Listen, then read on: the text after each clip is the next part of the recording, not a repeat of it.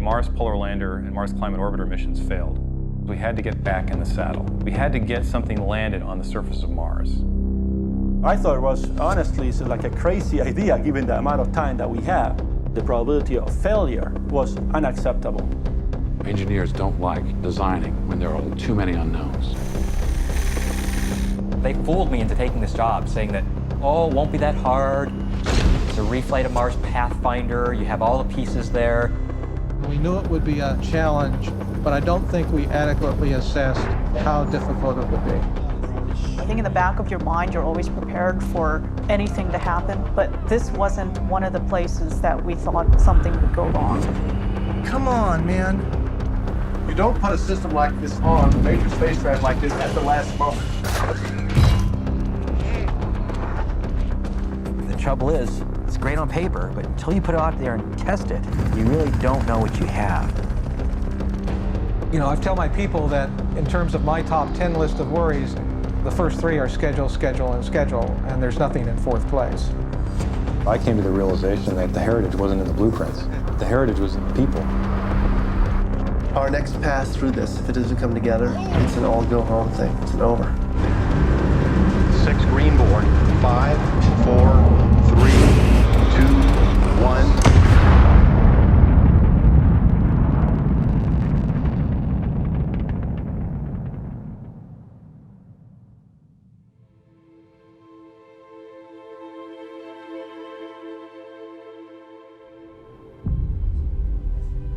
At the end of 1999, the Mars Polar Lander and Mars Climate Orbiter missions failed. I don't give net punched up, but the numbers reported that they think that the signal may have been due to RFI or something in the front end. They're not seeing that in any of the other spectrums, but they're continuing to look. JPL was responsible for these missions, and that changed everything. There was a loss of confidence. What had to be done was we had to get back in the saddle. We had to get something landed on the surface of Mars. The problem was we didn't have a lot of time. We have to go back to something we know.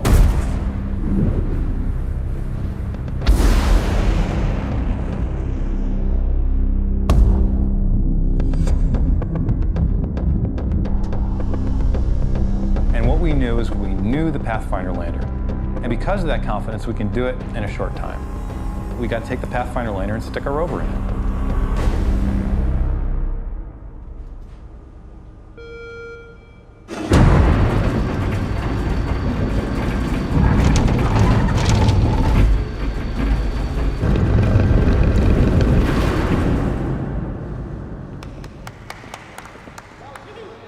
Here we go, 6 pulses for equalization at -18 dB. Pulse number 1, 3, 2, 1, mark. We knew at the time we had a 3-year project to go to launch, and that's just very, very tight for a mission of this kind of complexity. And we've been fighting that challenge since the beginning. You worry about, am I got the right plan? Do I really have it figured out? Are we on track? Can we stay on track? I'll briefly go over launch, cruise, and EDL, and just give you an idea of how the downlink process works during those phases. I'll spend a lot more time on surface, specifically the tactical downlink process. I'll also talk a little bit about a couple key additional requirements for Red Rover Goes to Mars. You start getting into this cycle of things changing just a little bit here and just a little bit there, and all of a sudden the mass got heavier, and so other things had to change. Your design heritage, the blueprint, I use the phrase that I will never use again because no one will believe me, is build to print. I said, we will take the Mars Pathfinder lander and build to print. We will take the blueprints and we will send it to the machine shop, build these same things again, and that will be the shell that we land in. And then we just have to design this rover that fits inside. That build to print concept is the one thing that was completely wrong. Message here is if you see something that you don't like in the MER mission system design, I'm one of the people you can blame. I came to the realization that the heritage wasn't in the blueprints. The heritage was in the people. And the people who had designed this thing before, they'd gone through this design work, they've experienced all the difficulties, they know how to solve it.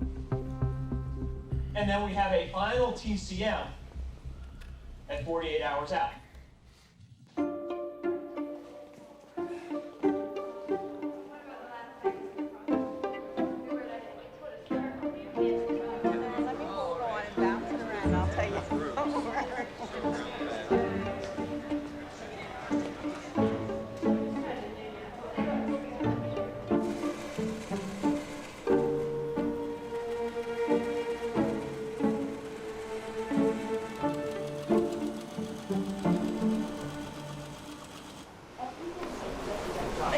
These only weigh 40 pounds, but they feel like 100.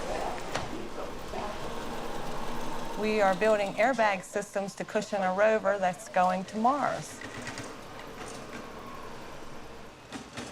Well, we have a deadline to meet for testing, so we have to work a lot of hours and work hard and get it done on time and make it work good, too.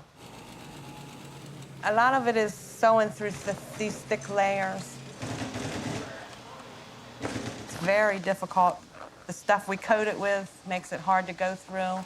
We've had to get special needles, special machines, and it takes a lot of strength to press it out with your fingers and sew it.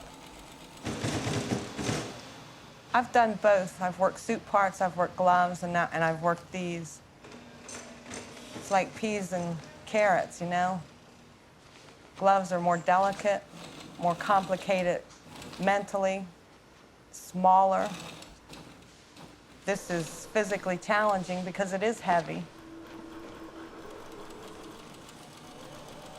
We have a lot of questions because in the whole time you're building it, you're wondering, is this going to be right? Is it going to be okay? Is it going to work? You can't imagine the joy. We were jumping up and down when Pathfinder landed and was successful, and that's what we want to bring into this. How would you feel if you knew that something you have actually worked on and touched every day was on Mars? Our names are on Mars because we got to sign the lander panel of Pathfinder. And believe me, we'll have our initials in some of these scenes too.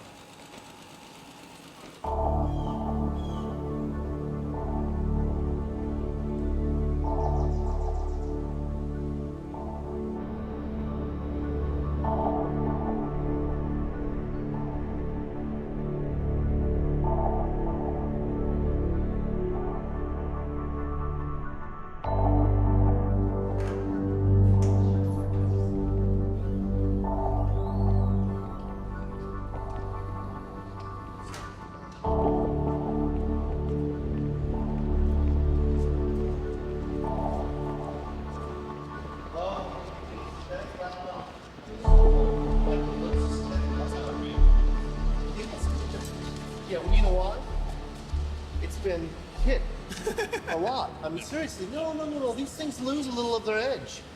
I mean, look, it's got the same texture down underneath where it's never been tested. This is the rock that was causing all the problems in the last test. So we were right up to the hairy edge. We're supposed to just be checking the box. We were waiting to see if we had a working airbag system. It was pretty scary. It's amazing. You never would have guessed that this rock would cause so much trouble. No, it's not. This is sharp. They fooled me into taking this job, saying that, oh, it won't be that hard. It's a reflight of Mars Pathfinder. You have all the pieces there. Put it together again, it'll work.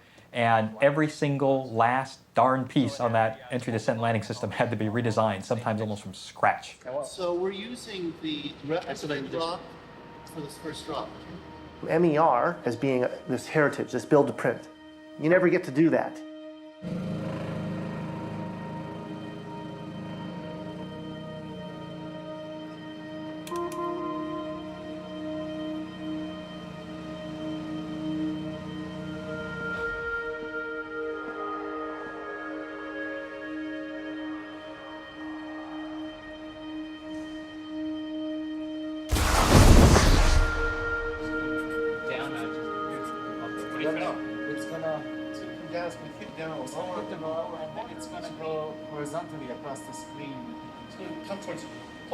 From the perspective I own the overall system responsibility, but effectively I was more of a busybody, getting in Adam Stelson's way rather than driving the system.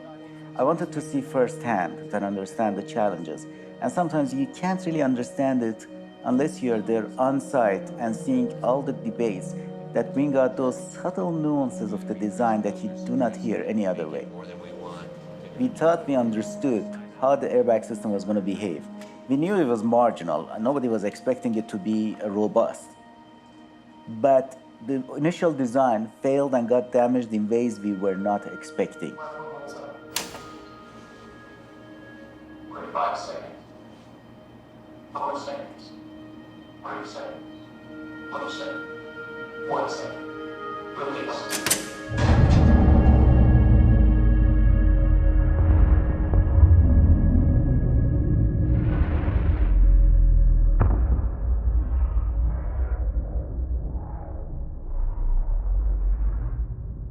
You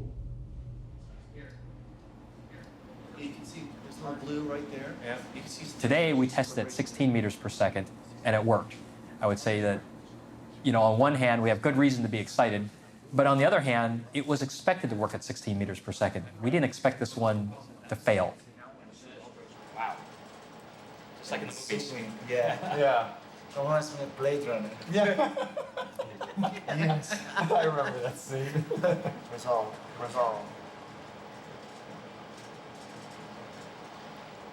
Okay. A little bit slower. Beautiful. Beautiful. Look at it wrinkling up. Ooh, catching. That is awesome. You can even see a piece of it. Looks like we have a clear. The lighting's pretty hot right there. Yeah, that's nothing But you know, if you back up a little bit, you can actually see an abrasion layer Zoom in. lifted off. It's just sitting there. That piece of abrasion layer is just sitting there.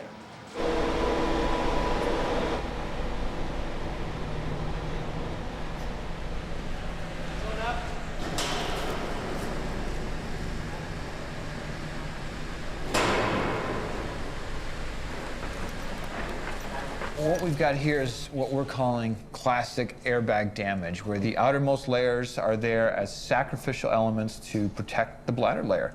It's a lot like a bulletproof vest. It gets torn up and you tear the outside part, the outer layers of the vest, and you protect the user on the inside. In this case, it's the airbag and the lander.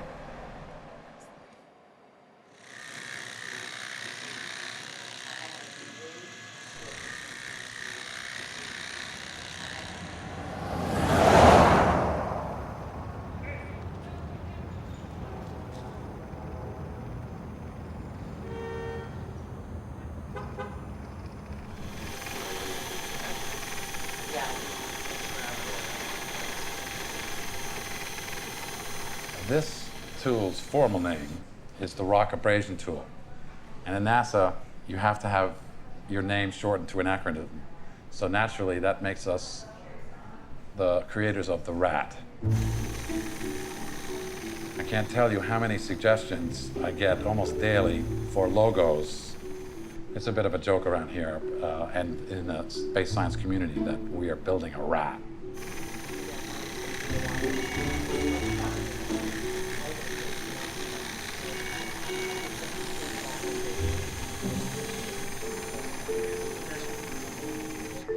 One of the biggest issues facing us is the dust skirt. To prevent the dust from coming out, perhaps billowing up, and damaging the other instruments. However, it's a very slow-moving drill and only sends up small wisps of material into the air. We don't like the skirt. It's almost as like you're saying, okay, we want to eject the dust for digging this hole so we can look in, but we're building a cover right around the hole at the same time.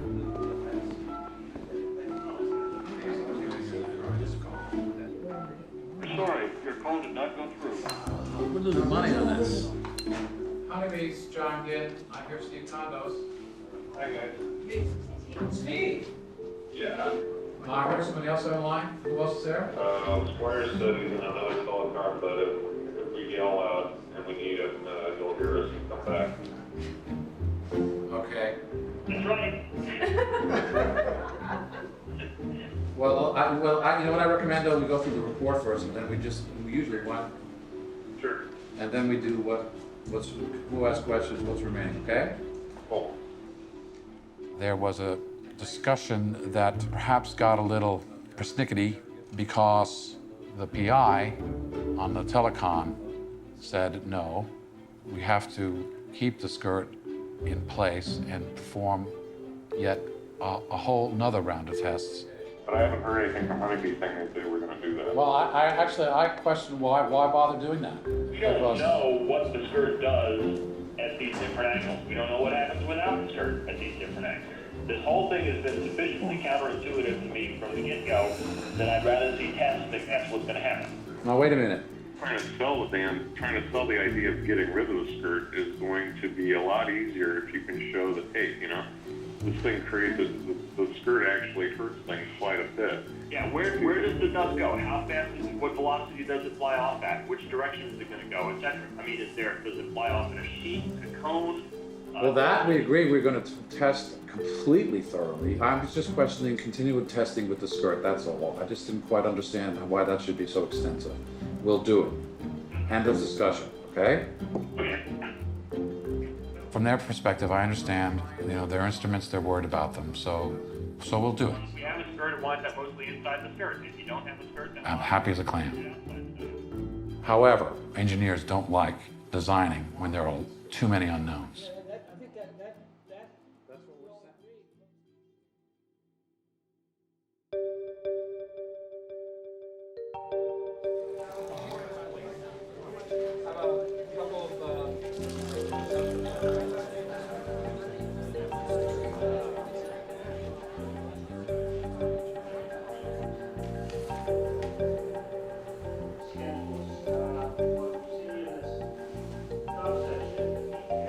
That's the baseline, and everything that these guys talked about is consistent with that budget. There's a list of threats that these guys have come to me with, and they've said, okay, the more structure may be late. The PMA contracted ball may increase. The flight software workforce may stretch to the right, et cetera, et cetera, et cetera. And I've added all those threats up. They're in the category of everything we can think of that can go wrong. Although Farouz would argue that we've made that claim before and we haven't thought of everything. I submit that based on the data I gave you this week, you can't draw that conclusion. Cut to the quick. What is the internal processes in Division 35 to make sure that these promise dates are going to be met? We are holding the subsystems feet to the fire as much as we can. What part of this gives you gas? Where are you concerned? The problem the presentation presents to the board, they can't make a judgment. If they were to make a judgment, they'd say you're in very, very serious trouble.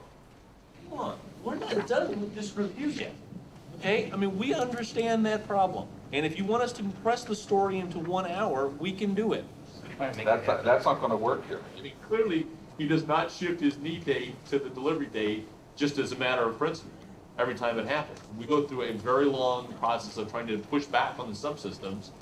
The procedures have got to be more self-contained. John's right. We got to clean it up. Mechanisms of peripherals and ACS, for example, we are hardware and software constrained big time, and so there are probably some things we can do. There's always something you can do, but a lot of it tends to be non-critical path activities. We have to go to some Lousy sites. Flat.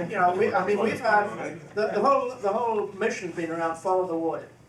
That's what we've had that objective right from the start. Right. But if we go out into the middle of Elysium, we've lost that. We've lost the main objective, the main sort of theme of the mission. So it's an important issue. For those of you who haven't been in this process before, and Ray knows well, you don't put a system like this on a major spacecraft like this at the last moment. There's this tension that exists between the engineering team and the scientists. The engineers want success. And in order to assure success, they have to be very conservative people. The landing system is very fragile in the presence of sustained winds. If those sustained winds go above a certain level, that the landing system, the airbags and stuff cannot do the job. And so that's another point that says that even if you don't believe the models, you better be wary of what they're saying. And that actually changes the site selection criteria. That's the bottom line. That's right. You're seeing a much greater concern over winds than we even considered going in. But the way we started this was you have to certify the site as safe first. Mm-hmm. So I don't think... The project will not recommend that we land in an unsafe site, regardless of the science objectives. How do you define safe then? That's what we're struggling with. The struggle part is the uncertainty on your definition. Right. Exactly. That's exactly right, Rod. There will always be an engineering judgment component to it. It's not black and white. You could probably imagine two partially ordered sets. One from the scientific point of view, these are all great, these are in between, and these are not any good. And the same thing from engineering. Sure. And you can imagine lining those two up side by side and then trying to decide whether or not there existed a site that was not unacceptable from either point of view. And this was done during Pathfinder, and Gentry was there in the very end. MER is more complex because there were so many more data sets that you could throw at the problem. We have 2 orbiters that are going around Mars that we can direct to take pictures at target locations. So now it's much more involved. You're actually acquiring the information while you're in the decision-making process, while you're building the spacecraft, while you're worried about what the spacecraft can actually do and what sort of site it can and can't land at. Excuse me, in terms of distant views and relief, clearly there's an issue here. But what that hematite deposit looks like on a centimeter to 10 centimeter to meter scale, nobody in this room knows. It could be wild, it could be weird, it could be very, very strange looking. But we also heard from and let me just follow that up. Pathfinder was just as dull and boring from an orbital point of view, and we landed, there were some hills there that people got pretty excited about. The uncertainty on this category, Matt, might rival the uncertainty on the winds. How could that be? Scientists trying to judge what the public likes. I think you can explain this one to the public. No way. It takes you 90 days to explain it to them. Oh man, if I explain Pathfinder to the public, I can explain hematite to the public. This is under the public. No. Wait, it was under the public category. But it's a separate issue. Like 15 seconds. We have a landing site where that category is not green. I think we have a real problem. Yes. So. But remember, the dynamic range is going to get opened. There may be some that have reds here. The question I'm having is, what is the meaning of that row? And what is the meaning of good diversity? Because you can have so much diversity that you don't know what the hell you're doing. Let's go on. Let's leave it and see if it comes to help later. But so put anything in the comments side about what test we're going on. Yeah, who thought this up?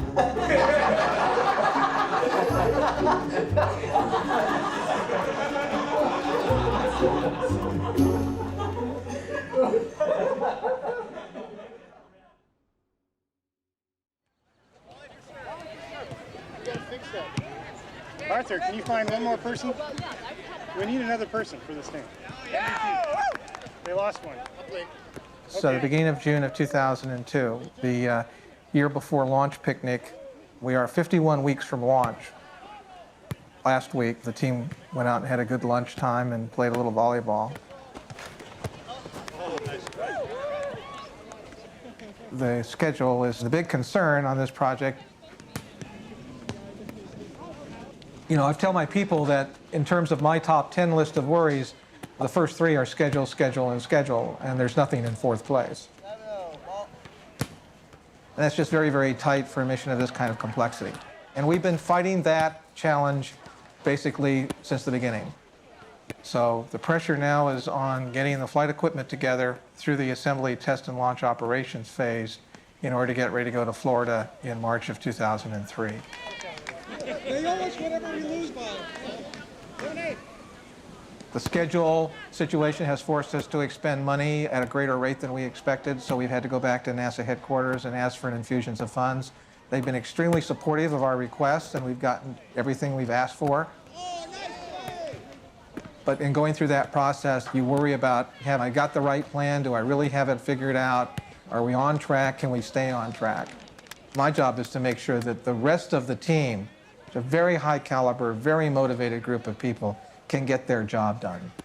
So my job is to get the stuff that gets in their way out of the way.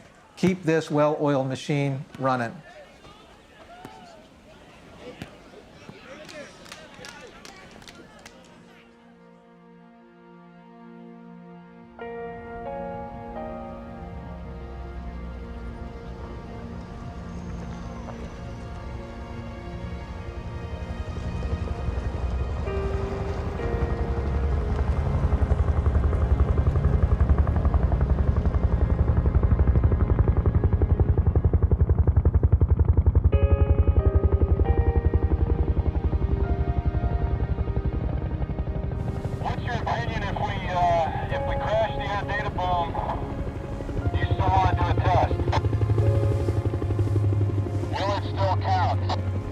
I think since this is the 0 degree, it's probably worth doing.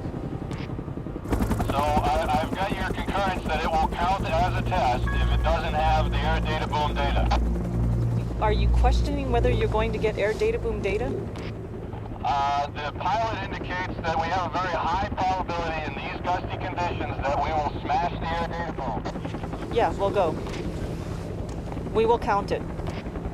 Got that, we're going.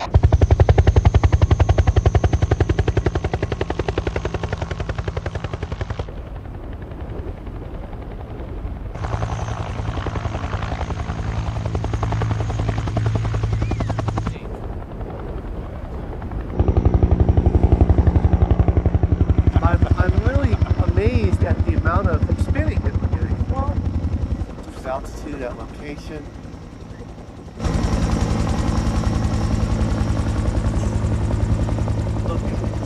Look at it.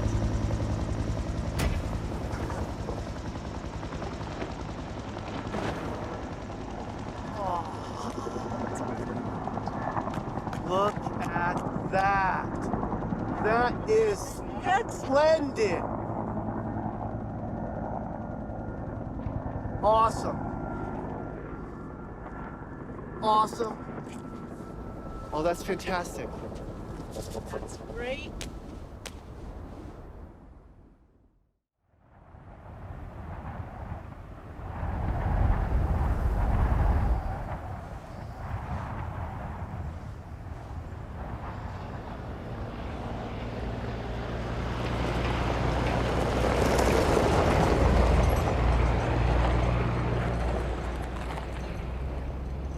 Well, here's the thing too. If let's say this one hits and it's a good test. We quickly found out that we weren't testing them the way they should have been tested. I think in the back of your mind, you're always prepared for anything to happen, but this wasn't one of the places that we thought something would go wrong.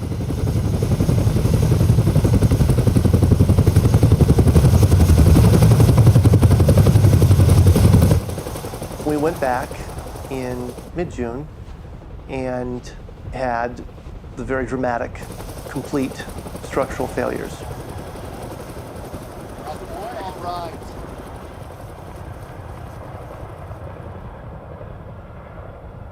We're ready. Looks good. Stabilize, count, and drop.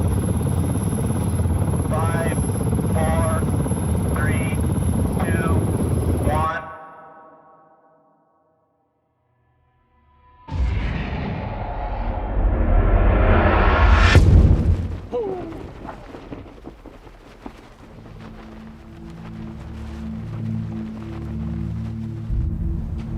It was slightly devastating.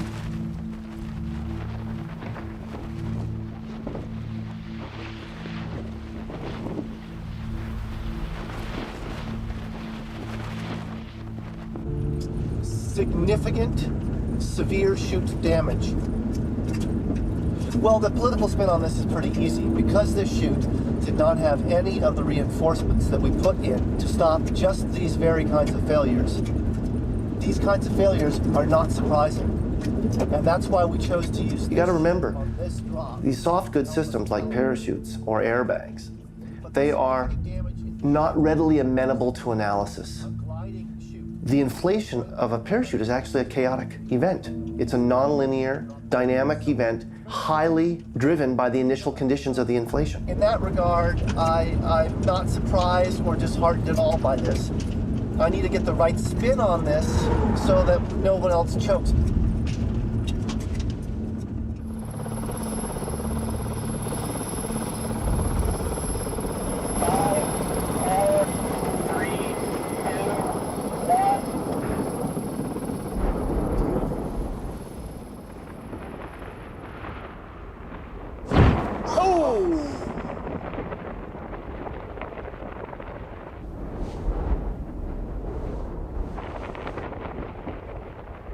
That was of a nature that just makes you're taken aback.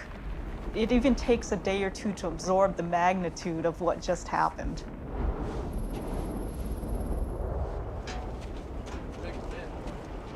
That was rough. First of all, you have to figure out why you have a failure. You have to figure out what your possible fixes are. And you don't have the schedule to investigate this in a more methodical manner that you would like. So we have to change our thinking on most likely the loads. And it didn't look like there was several different types of failure there. I mean, at least to me. To me, it looked like there was. Yeah. But again, I'm looking through a little camera screen. Well, even, I mean, it just, you know. Did you hear it afterwards? Yeah.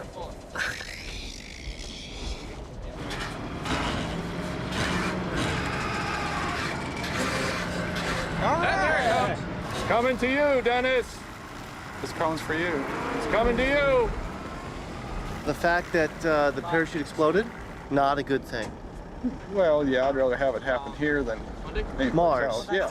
That's right. Unfortunately, strictly speaking, that chute that just exploded was the chute that we were planning on taking to Mars. Complete structural failures. Repeated, complete structural failures of the parachute.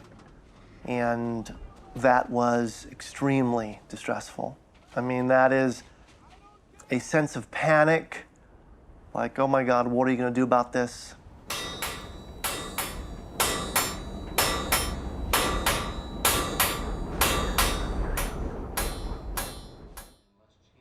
The chute failed in the correct loads. That tells us that we have a parachute that's not up to the job we need it to do. Because we have packed as much parachute as we can into the volume that's available to us, our only recourse in making the parachute stronger is to change the configuration and reduce the band length. The way you make it stronger is you put maybe other webbing or reinforcements or thicker fabric. The net result is that you need more volume to pack that fabric in. We don't have any more volume. It's going to require people to be brave, especially managers to be brave, because the certainty that we have the job done is going to come very late, and that's going to make everybody nervous. Our next pass through this, if it doesn't come together, it's an all go home thing. It's an over.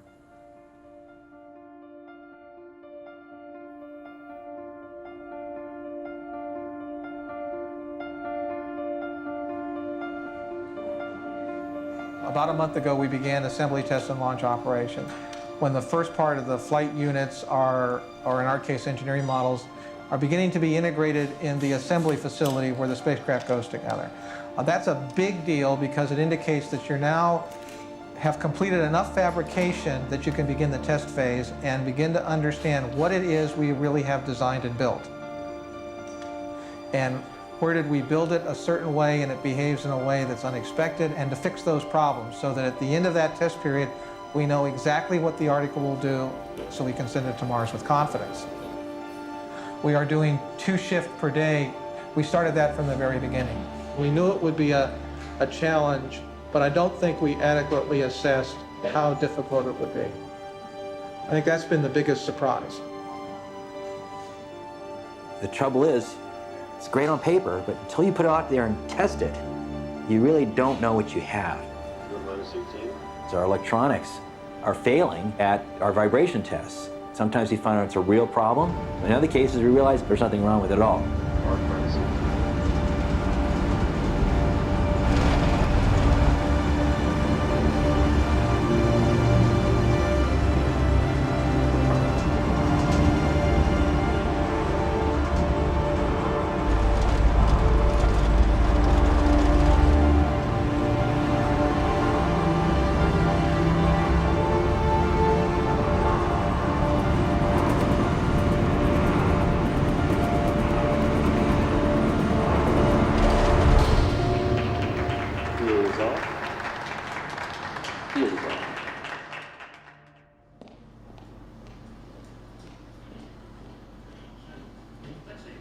There's 2 camps of assembling and testing the rovers and the spacecraft as a whole. The assembly, test, and launch operations team is assembling the flight hardware, the stuff that's actually going to go to Mars.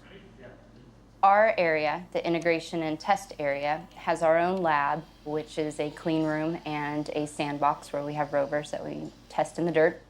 So we receive one set of electronics, the brains of the spacecraft.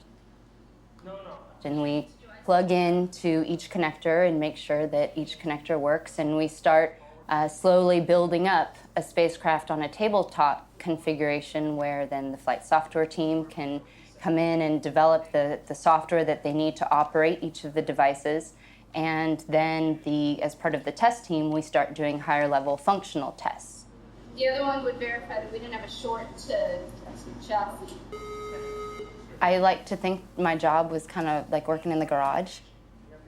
It was a lot of hands-on, knowing how the vehicle operated or how the vehicle was put together.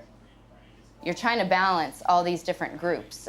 People want to use the arm, people want to use the mast and image, people want to use both of those together. At the same time we're testing in our lab, they're putting the real pieces together. It was a lot. I mean, it was a lot of time. It was 3 shifts around the clock every weekend, and there was always somebody in the lab just because things weren't ready yet for us to start testing. And your job is just to make sure that everything works.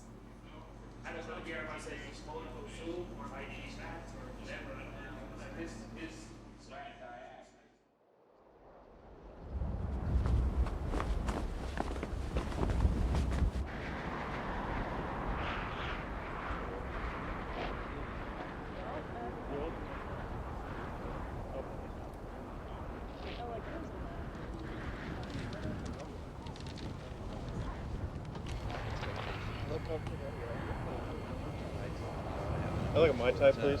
Okay.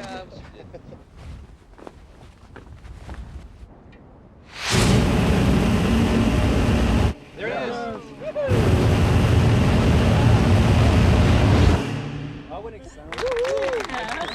No motion at all. That thing was stable as a rock. It's moving a little bit. How much? That was. Yeah, that thing just. No stiffening on that, not at all. Did you hear anything now? Is there anything? How was it, Eric? If you get a gust of wind, the system starts to oscillate, and when you fire your retro rockets, you might impart an horizontal velocity. So you might touch down with a very gentle vertical velocity, but you might be going 30 meters per second horizontally. When we did a statistical analysis of that problem for MER, it came out that the probability of failure was unacceptable. So we needed to come out now with a solution to that problem.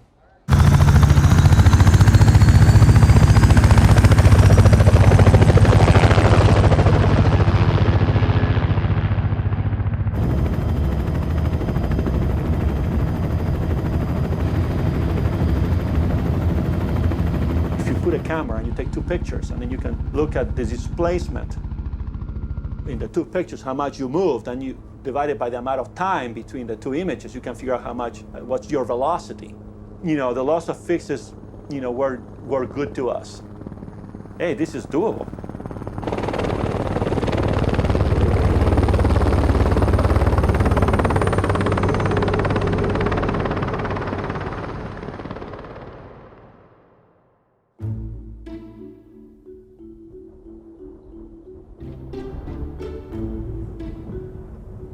We are doing what is our most recent and possibly our last, actually, test taking the FIDO rover out to some mysterious field site. We do not know where. And it's a fantastic site. It's an absolutely wonderful landing site. It's got terrific geology, and best of all, there aren't any bushes. Because this rover doesn't like bushes. It's good with dirt, it's good with rocks, it's terrible with bushes because it's designed for Mars, where there aren't any bushes. Or where at least it would be a real discovery if we found one. We're going to come up with more than you can possibly execute on a drive saw. Okay? What will happen is if we get in there and we find out on the basis of UHF data that we can do remote sensing, but we can't do IDD, then I'll try to get the full set. The point of this test is to train the science team in how to do field geology with a robot that is somewhere else, and using it to simulate the kind of science that we're going to do on the Martian surface with the MER rovers.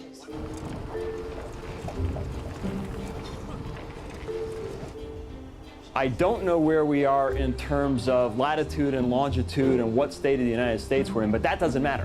What we do know now is we know where we are in some synthetic orbital images. We've got images taken from overhead that simulate the kind of data that we'll have for Mars.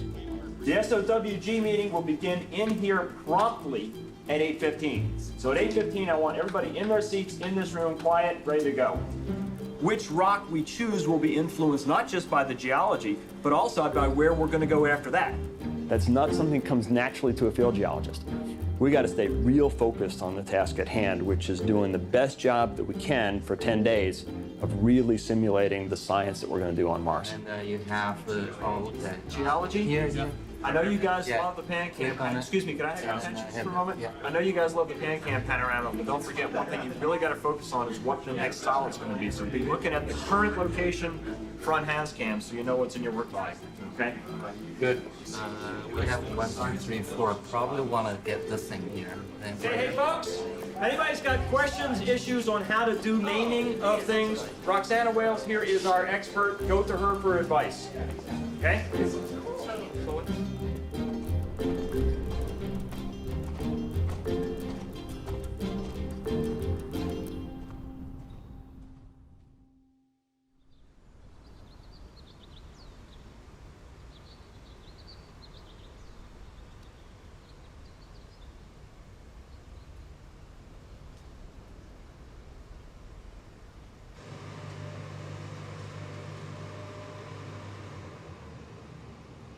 But so 17, 18, 19, 3 days of testing. If we really knock them out like the two in a row, yeah, 2 a day. Maybe make wasty, right? Okay. I mean, that's just the only concern is that. Okay, so the other scenario is, then you start asking, But is if it we worth get- even getting 1 or 2 off now? And it is.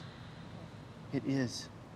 It's worth, look, if 1.6 fails, that's huge. That's right. And we have 3 mortars, okay? 3 GGs.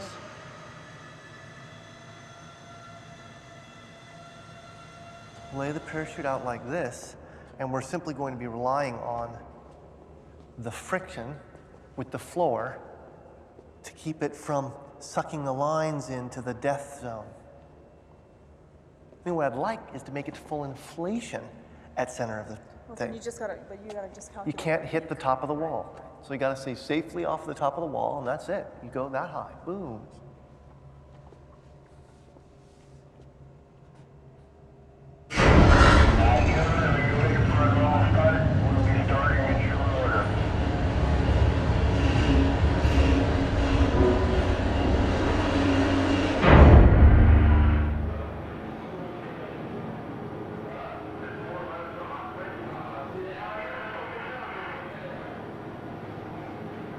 Four, 3, 2, 1.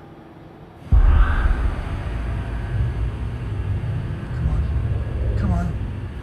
What is that? What is that? What is that? Come on, man.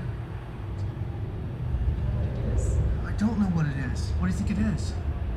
I've never seen that before.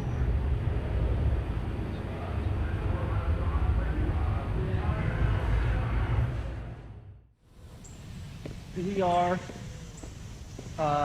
mobilizing or scrambling all forces to have a discussion at 12 p.m. Pacific on this subject. What? Am I breaking up? At any rate, but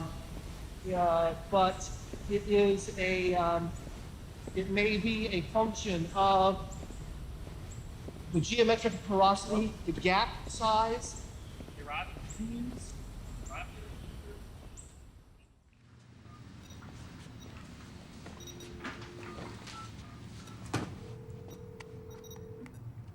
Richie, good. Richard, it's Robin and Trayson and Adam and Wayne is talking to Manning outside, and he'll be in a second. Okay. This is not anything that was seen during Pathfinder or thus far during MER's development. just as a general policy, clamp down on the information until Robin and or I have had a chance to release a press release, essentially. Why are we doing a press release? Oh, and it's not a press release. The emails you receive, okay, that's how information about this drop goes out first. Because I found with the airbag drops that if you make a telephone call, somebody tells somebody else, and they play the telephone game, and by the time it makes it to up the food chain, all the good words have been lost and only the bad words have remained. But this allows you to inform your management before it gets through the grapevine. Yeah, wouldn't you like to tell Pete before Pete somehow found out? Oh, no, I'm going to go tell them right now, but my point is that, you know, I'm more worried, actually it's getting to headquarters that I'm more worried about. That's right. Okay. Okay, because number one, I'd like to come up, I mean, I think it'd be good for us to come up there for that reason alone, is just to talk to Amy about politics of what's going on here. Okay. And that's one of the reasons why I want to come, is just to say, hey, you know, we probably should be with. Here we go, baby. Arm switch on.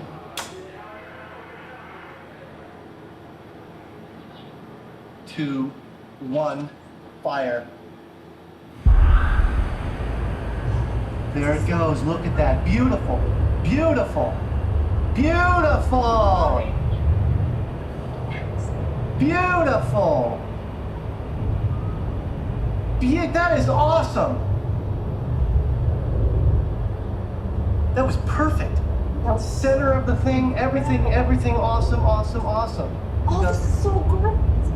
Yeah, this is totally cool. So great. Ah, we are so stoked.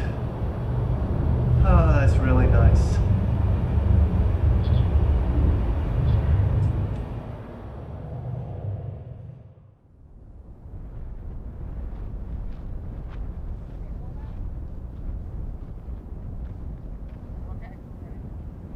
Ten, 9, 8, 7, 6, 5, 4, 3, 2, 1, pull!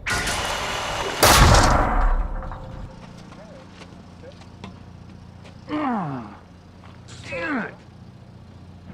5, 4, 3, 2, 1.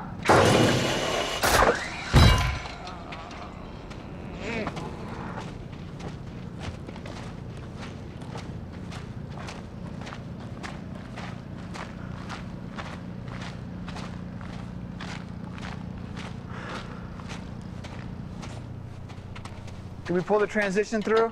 No. You're a foot shy. 18 inches shy.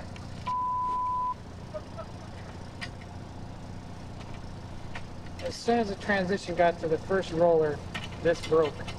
Probably a spike in load due to the fact of trying to push all that extra around that roller. Yeah, it's Oh my goodness gracious, look at that. I'll still is. I hope we do. Hey babe. How are ya? Oh really? Oh, no. Things are couldn't be going any worse. Yeah. Oh, no, that's not clear. We're gonna decide the next half hour here what we're gonna do. And I'll call you when I find out. I love you. See you too. Bye. Oh, my little transition joint. Why couldn't you have gone a little further? It made it. Oh! Well, it made it. Transition joint made it. Test 104, Brad. That was 104. We got to get this thing fixed because we don't have a mission without this device. Yeah, please. We just got to test some more. Can you put this on a CD for me and let me take it home? This movie? Tonight?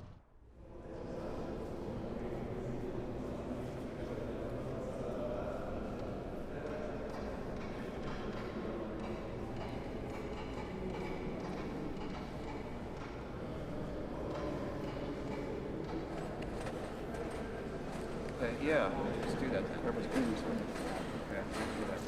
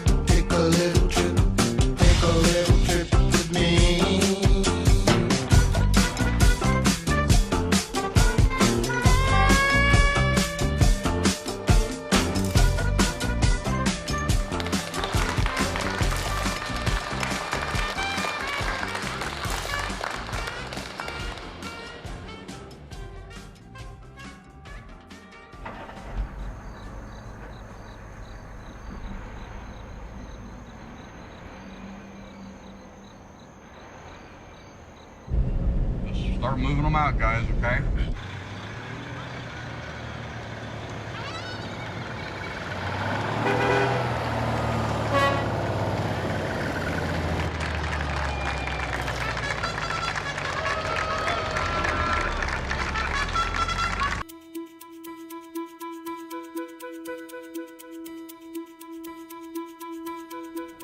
Rolling. Here we go. Okay.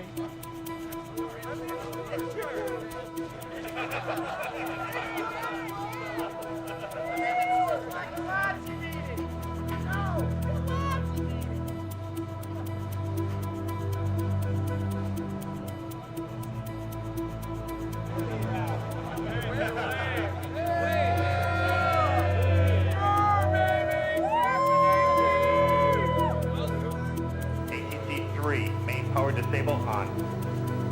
On in 5 seconds. Electronics go. And hydraulics go. T-minus 30 seconds.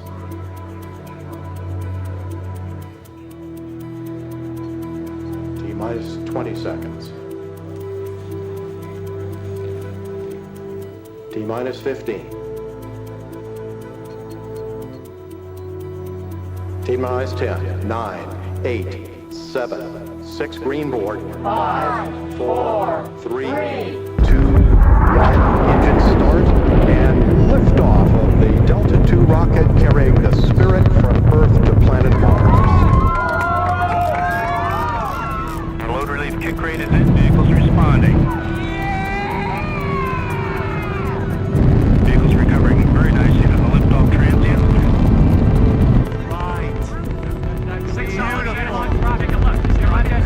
T plus 20 seconds. Look normal for this phase of the flight. We're approaching Mach 1. There we go. We've exceeded the supersonic speed. And there's jettison. Solid motor jettison. All three have jettison. Nice clean signature there.